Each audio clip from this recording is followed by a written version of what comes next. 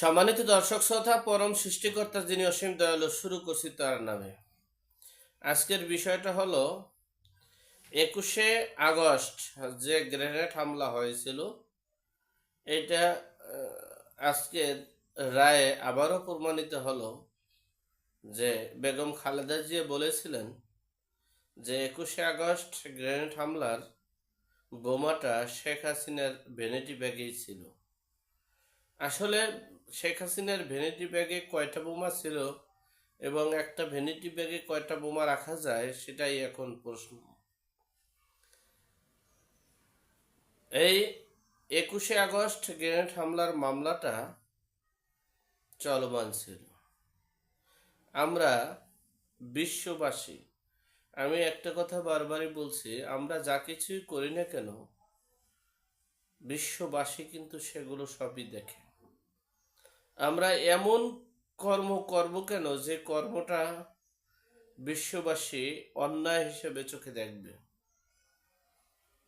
যারা অপরাধের সাথে জড়িত তাদেরকে বিচারের আওতায় আনা হবে না।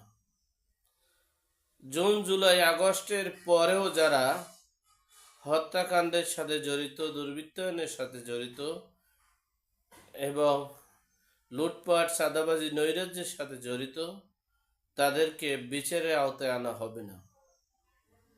এই দেশটা আর কোনো ন্যায় বিচার বলতে, বিবেক বলতে আর কিছু নেই। দেশটা ধ্বংসের পথে। যে মামলা হয়েছে সে মামলার হয়তোবা ন্যায়ের পক্ষে যখন আপনি থাকবেন তখন সবাই কিন্তু চুপ থাকবে। আবার অন্যায়ের পক্ষে যখন থাকবেন, আপনি যখন অন্যায়ভাবে যখন কোনো কিছু করবেন, তখন অত্যাচারিতা তিনি যদি সুস্থ হন, সবল হন, তখন তিনিও কিন্তু সেই কাজটি করার চেষ্টা করবেন। এ দেশে আর কোনো মানুষ ন্যায় বিচার আর পাবে না, শেষ। এদেশের মানুষ আর তাদের ঐতিহ্য, ইতিহাস আর ধরে রাখতে পারবে না। আমরা প্রতিটা মুহূর্তেই দুর্বৃত্তায়ন এবং অন্যায় অত্যাচার করতেছি এবং এদেশের মানুষের অধিকার হরণ করতেছি। আমি যেভাবে হরণ করছি ঠিক সেভাবে আবার আমাকে এভাবেই হরণ করতে হবে।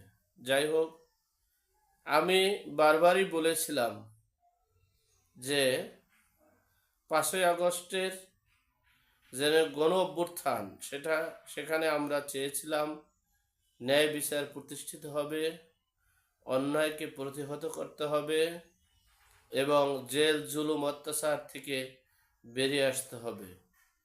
কিন্তু দেশের যে বর্তমান অবস্থা খুবই ভয়াবহ। আমাদের কোনো আইন নেই, আমাদের কোনো বিচার ব্যবস্থা নেই।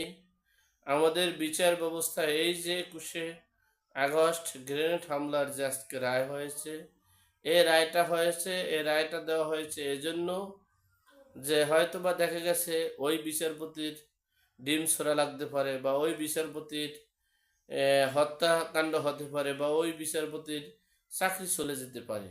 বিদেয় ওই বিচারপতি তার জীবনকে রক্ষার জন্য, তার চাকরিকে রক্ষার জন্য এইভাবে সিদ্ধান্ত নিয়েছে। যাই হোক, আল্লাহ আমাদের সকলের বিপদ আপদ, বালা মুসিবত থেকে হেফাজত করুক।